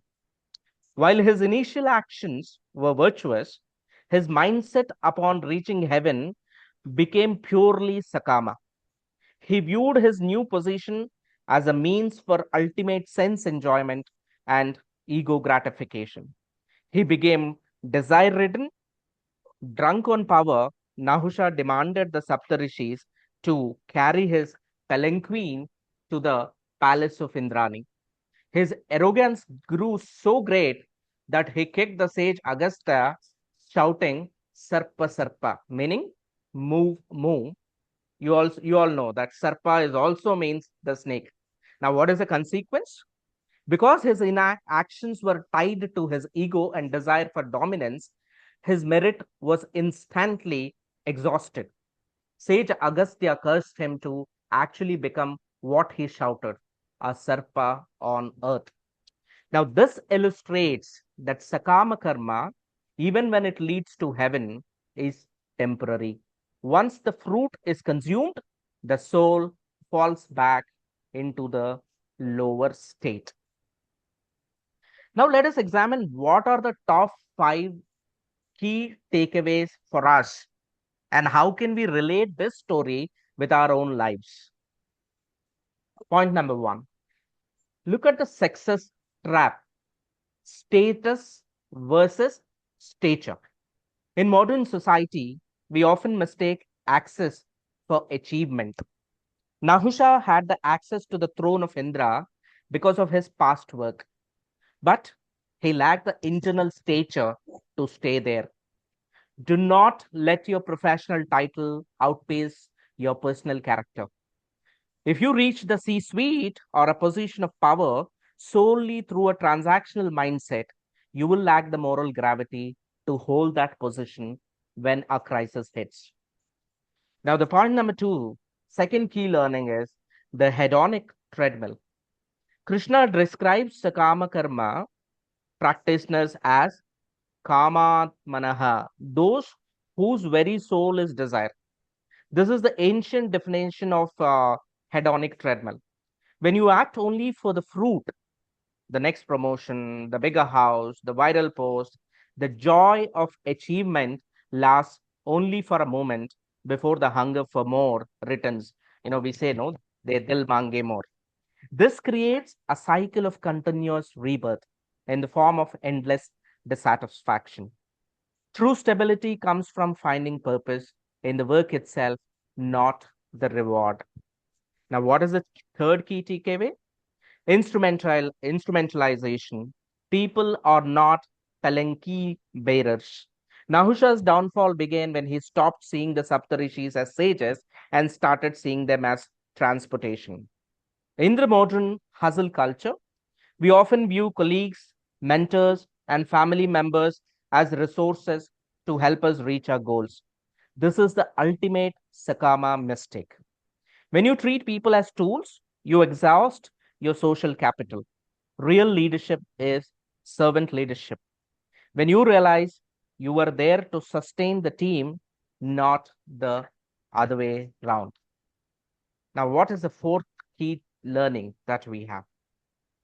The fourth key learning is the Sarpa reflex. Impatience is a career killer. Nahusha's cry of Sarpa Sarpa was the sound of his ego kicking his benefactors. The learning here is impatience is the hallmark of Sakama Karma. When we are obsessed with the result, we become irritable, cut corners, and disrespect the process. This toxic impatience creates a hostile environment that eventually bites us back. Akarma, that is inaction, and action teaches that the best work happens when you are so absorbed in the present that you forget to check the clock. Last but not the least, the inevitability of fruit consumption. The Shastras teach that the fruits of Sakama Karma are finite. Once the punya or the merit is consumed, the fall is mandatory. Every win based on ego is temporary. If your self-worth is tied to your net worth or your current job title, you're perpetually vulnerable. To remain king, you must you must act like Nishkama Yogi, performing your duties 100% with 100% excellence, but 0% attachment to the identity of the role that provides. So now let's look at learn about Nishkama Karma. So one progresses from Sakama Karma to Nishkama Karma, which is selfless action. This is the core practice of Karma Yoga. In this is a stage of offering. Here, the individual performs their swadharma with excellence, but voluntarily renounces the psychological claim over the results. The focus shifts from what will I get to what is my duty. Bhagavan Krishna says, Karmanye vadhikaraste ma phaleshu kadachana ma karma phalaheturbhuh mate sangostva karmani. You have a right to perform your prescribed duty, but you are not entitled to the fruits of action. Never consider yourself the cause of the results and never be attached to inaction. Now, what is the logic of Nishkama Karma? The logic of Nishkama Karma is duty for duty's sake. You act because it is your swadharma, the purified state. It brings equanimity, or what we call as samatvam. As success and failure no longer disturb your peace, I do this because it is right, and I offer the result to the divine. Now let's look at it. Is there a Bhagavata that truly lived up to the spirit of Nishkama Karma? Yes, there is one. Let's look at the ascent of King Ambarisha. In the Srimad Bhagavatam, the gold standard for Nishkama Karma is Ambarisha Maharaja. His life is perfect, hardened example of how a leader can manage a vast empire while remaining internally anchored in the divine. Ambarisha was a powerful emperor who ruled the entire world. However, unlike King Nahusha, who used his power for sense gratification, Ambarisha viewed his kingdom as a trust. He performed his duties with clinical excellence, but remained a hermit in the palace. Ambarisha did not practice inaction by going to the forest. It is very important to note. He practiced active renunciation. He used his hands to clean the temple, his feet to walk to sacred places, and his mind to focus on the welfare of his subjects as service to Vishnu. Nishkama Karma is not about what you do, but why and how you do it. The ultimate test of his detachment occurred when the powerful and short-tempered sage Durvasa visited him. Due to a misunderstanding regarding a fast on Ekadashi, Durvasa became furious and created a fiery demon to kill the king.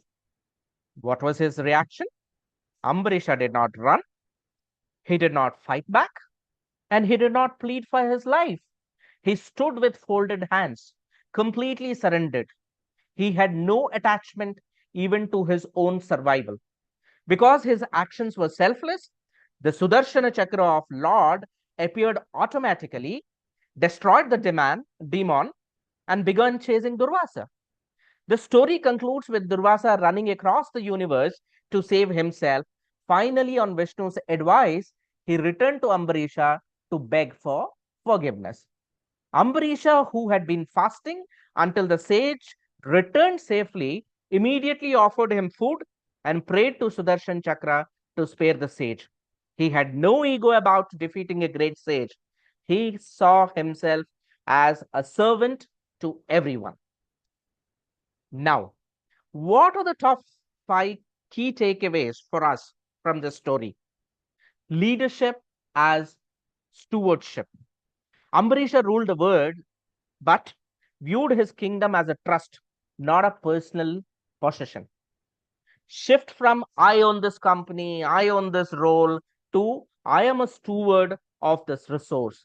When you view your position as a responsibility held on behalf of your team or society, the ego driven fear of losing disappears.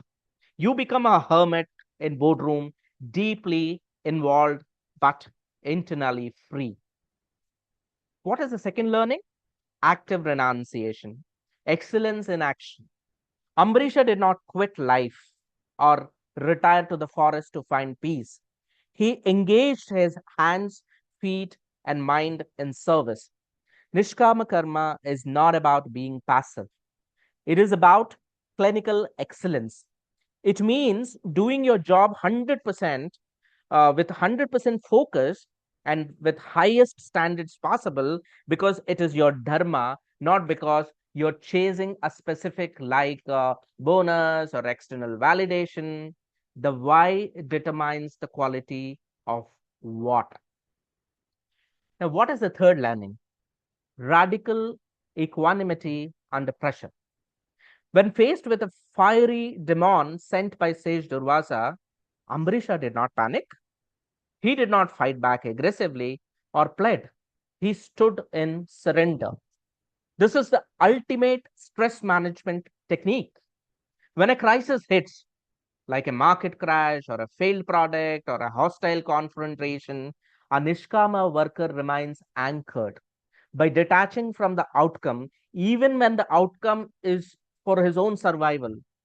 You gain a level of mental clarity and courage that a driven Sakama person can never access. Now, the fourth learning is the automatic protection. The Sudarshan Chakra appeared automatically because Ambarisha's surrender was total. When you focus entirely on your duty and the welfare of others, the universe or the system tends to align in your favor. In a modern context, a leader who is truly selfless gains the unwavering loyalty of their team and trust of their industry. This is your protective disk. Integrity is the highest form of security. And lastly, forgiveness and the death of I told you so. Even after being vindicated, Ambarisha showed no ego. He fasted until his attacker, Sage Durvasa, was safe and then served him personally. Avoid the ego victory. Avoid the ego of victory. In the corporate world, when a rival fails or you are proven right, the temptation is to celebrate their downfall. A Nishkama leader practices inclusive forgiveness. They realize that everyone is playing a role in the larger Gahana Karmano Gatihi and remain a servant to the mission, not a slave to their pride. So, thereby we saw how Sakama Karma and Nishkama Yogi behaves. Now, the final and the most beautiful stage that we progress to is Akarma, in action, in action. So, this is pinnacle. Here, what happens in Akarma? Here, the doer disappears. The individual realizes that the body and mind are simply instruments of divine will. Physically, the person may be extremely busy, but internally, there is absolute stillness.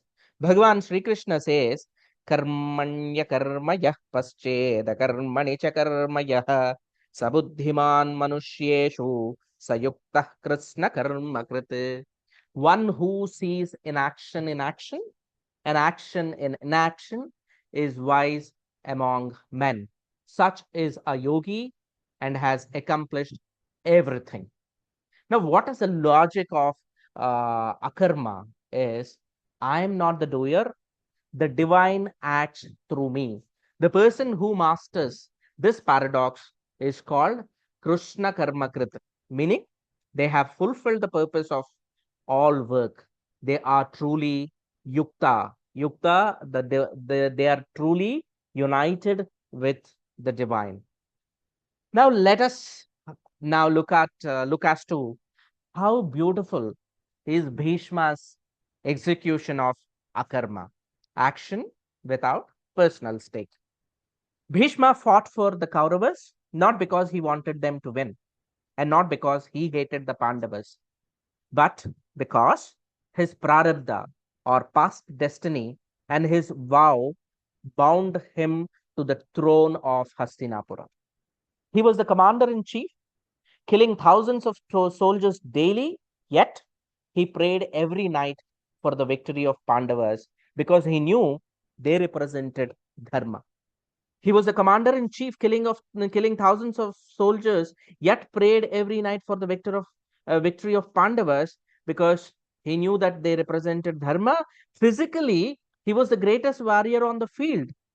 Internally, he was silent devotee of Krishna, watching the play of gunas, which otherwise also can be called as inaction. Even when he was felled and lay on a bed of arrows, Bhishma remained in a state of akarma. Though his body was in extreme pain, his mind was composed. He waited for the auspicious Uttarayana to depart, using that time to impart the Vishnu Sahasranama and the Shanti Parva, the highest teachings on governance and ethics, to Yudhishthira. He was acting as a teacher while his body was inactive and dying. This is the action in inaction. Bhishma realized that Krishna was the only true doer. When Krishna charged at him with a chariot wheel to break his own vow, Bhishma dropped his bow and smiled. He did not see an enemy. He saw his Lord. He understood that his own action of fighting was merely a part of Krishna's larger inaction of cosmic order. What can we learn from the life of Bhishmacharya? First thing, the dissolution of doership, which is otherwise the instrument mindset. Bhishma fought with total intensity, yet he realized that Krishna was the only true doer. He saw himself as an instrument of a larger cosmic order. In our career, we often carry the crushing weight of being the sole cause of success or failure. Akarma teaches us to act with 100% effort but 0% doership. When you view yourself as a high performance instrument, like a finely tuned violin in an orchestra, you eliminate the anxiety of I am doing this and enter a state of a flow. The second learning is radical acceptance of prarabdha. Bhishma fought for the Kauravas not because he liked them, but because his past woes and destiny placed him there. He did not waste energy complaining about his situation. He fulfilled it. We often find ourselves in professional, in our personal and professional situations that are not idle. A difficult project, a struggling industry, or inherited family duties. Instead of resisting reality, Akarma suggests fulfilling those duties with absolute integrity while remaining internally unattached to the side you are forced to play for. Now, what is the third learning? The duality of physical action and internal stillness. Physically, Bhishma was the most active warrior. Internally, he was a silent devotee. This is the definition of action in inaction. Modern society suffers from mental noise.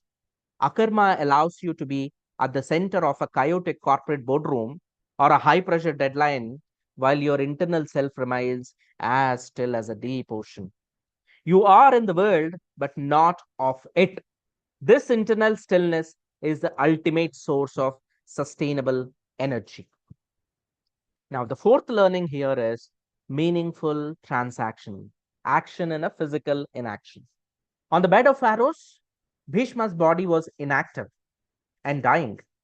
Yet, he performed his greatest action by teaching the Vishnu Sahasranama and Shanti Parva. This teaches us that even when we are physically limited, it can be illness, it can be retirement, and it can be downtime, our capacity for meaningful action remains. Akarma is about the quality of consciousness. You can be physically stationary, but mentally contributing the highest wisdom to society. And all these Mahans, like Professor Dharmaji and many more that are there today with us, are a true living example of being a great Akarma yogi. And finally, recognizing the divine in the opponent. This is the learning. When Krishna charged at him to break his vow, Bhishma smiled. He did not see an enemy, he saw his Lord. In modern society, we often demonize our opponents or competitors. We have a lot of complaints against them. Akarma teaches us that every player in the market, every adversary in a debate, and every challenge in life is part of the same cosmic play or Bhagavad Leela. When you stop seeing your enemies and start seeing when you stop seeing them as your enemies and start seeing them as your co-actors in the divine drama, your actions lose their venom and gain a higher grace. So with those words, let's all, with that practical key takeaways from Karma Yoga, let us all bow down to Bhagavan Krishna. Krishnaya Vasudevaya Haraye Paramatmane Pranatah Kleshanashaya Govindaya Namo Namaha.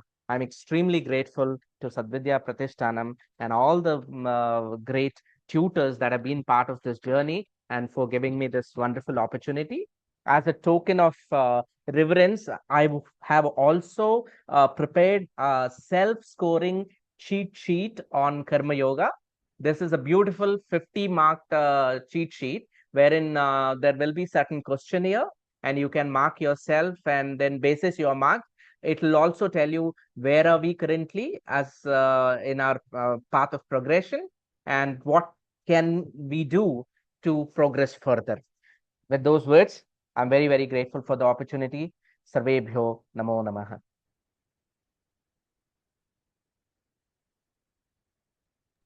बहुत बहुत सुंदर, बहुत सुंदर। धर्मा जी ने कार्य का प्रारंभ किया, कमला भारद्वाज जी ने एक स्तर पे लेके गए, उसका जो एक निष्कर्ष निकाल के जो मॉडर्न तरीके से आपने बहुत अच्छे से प्रेजेंट किया, बहुत अच्छा। बहुत कमला जी से और उषा जी से, धर्मा जी से प्रार्थना करूंगा कि वह समीक्षा तो नहीं, अपना जो वक्तव्य दें इस उनका आशीर्वाद होगा, उन तीनों का आशीर्वाद बने रहे हमारे ऊपर। It will be wonderful to hear from them. नमो नमः।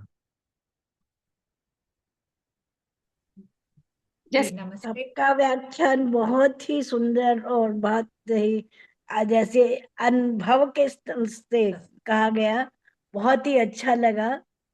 समय की सीमा है और यदि और कुछ आप के प्रश्न हैं तो जरा बताइए। फॉर एग्जाम्पल, जैसे मैं चाह रही थी, मैंने अपने उसमें कहा था कि अहंकार विमूढ़ात्मा कर्ता हमिति मन्यते, और कहा था उसके और बहुत से हैं कर्ता, कर्तृत्व किस किस का है वो बताया था। अधिष्ठानम तथा कर्ता करणं च चतुर पृथक विधम विविधाश्च पृथक चेष्ट। मैं हूँ कौन मुझको प्राण बोल के ऐसा सोच रहे, उसको भगवान ने बोल रहा, वो कदयंतश्च माम नित्यम, कभी भी वो कंटिन्यूअसली कौन मेरे बारे में सोच रहे, मेरे बारे में मेरा कदा बातचीत कर रहे, दोनों मिलके कौन बातचीत कर रहे, तुष्यंती च रमंती च, वो खुशी खुशी से वो पर ரமந்தி ச, ஓ ரமிக்கிறது, அது என்ன சொல்லுவா, ரமிக்கிறது. So engrossed into that activity. So इधर क्या बोल रहे थे, वो बोल ऐसा मन को रखने वाले को तेषां सततयुक्तानां भजतां प्रीतिपूर्वकं ददामि बुद्धियोगं तं येन माम् उपयान्ति ते। कभी भी वो तेषां सततयुक्तानां कभी भी क्या भगवान के बारे में भजतां प्रीतिपूर्वकं, प्रीति से कौन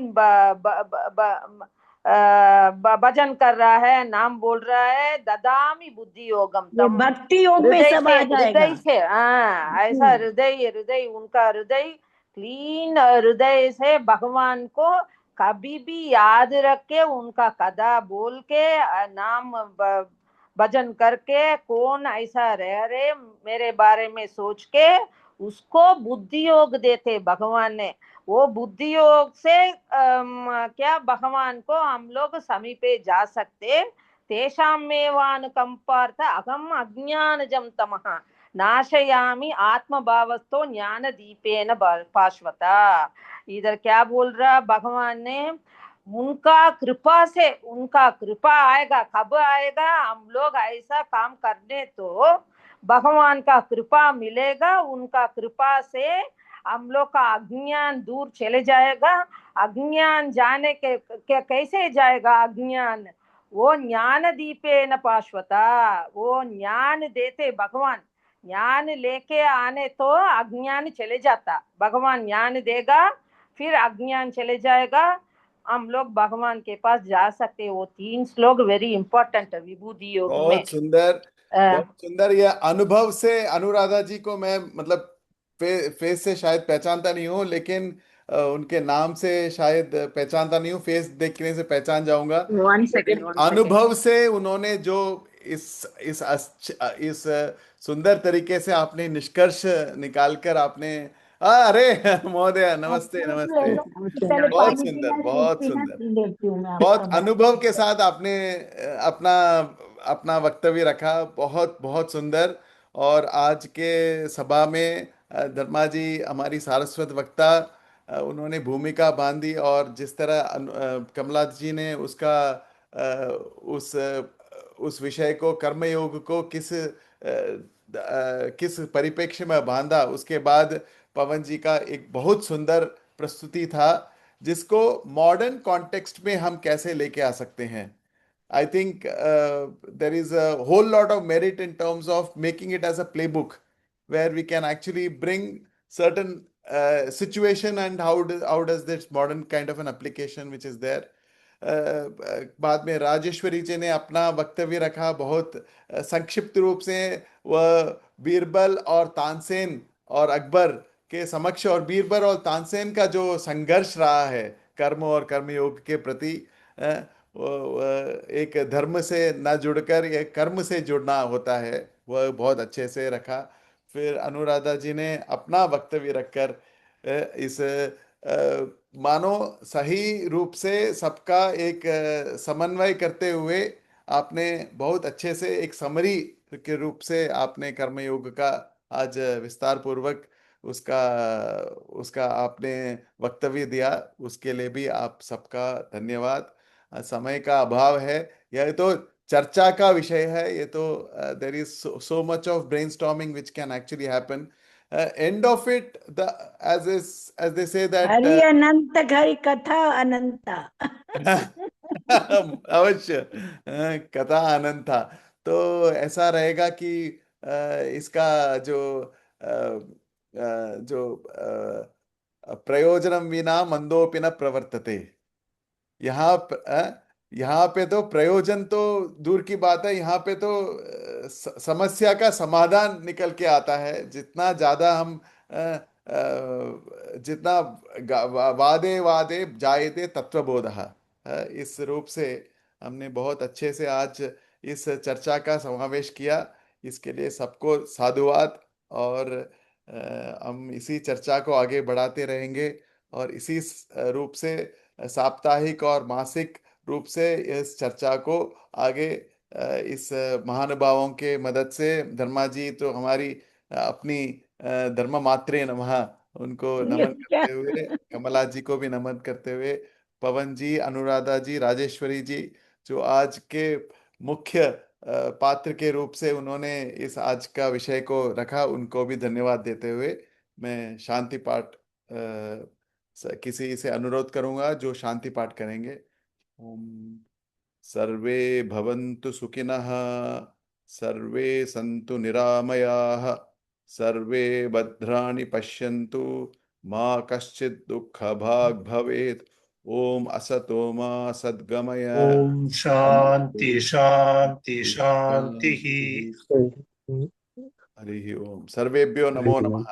धन्यवादाः। श्री गुरुभ्यो नमो नमः। सर्वेभ्यो नमः। सर्वे